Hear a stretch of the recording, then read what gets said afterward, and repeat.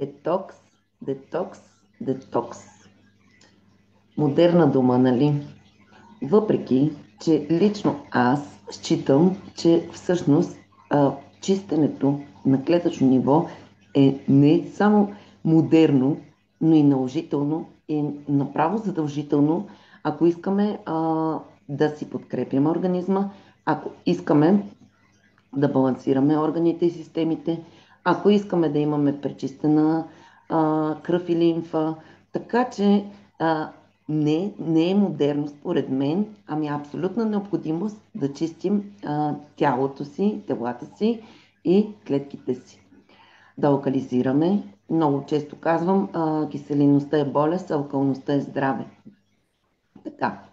Прекрасно е нещо, суровоядството и всички там всевъзможни методики за пречистване на тялото си, там гладолечение и така нататък. Само, че има много други важни компоненти, през които през гладуване или пък само на суровоядство, ядене на плодове и зеленчуци, няма как на днешно време да има качествен детокс, защото самите плодове и зеленчуци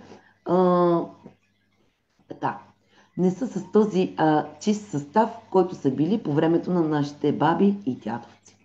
И тук мястото да кажа, че на пазара ни заливат от какви ли не бързи решения и ефтини таблетчици за детокс и така нататък. В повечето случаи те са китайски и тук е мястото да кажа, че това е мое мнение, че нещо, което е създадено по химичен път, някакси няма логика да пречисти организма ви от токсини или като цяло въобще на него да разчитаме за какъвто и да е било детокс. Така че, да, ние вкъщи разчитаме на природни, минали иновативни, но изцяло природни, органичен и веган, така, натурални, супер храни, хранителни добавки, които са изпитани през годините, 30 години не е малко на пазара.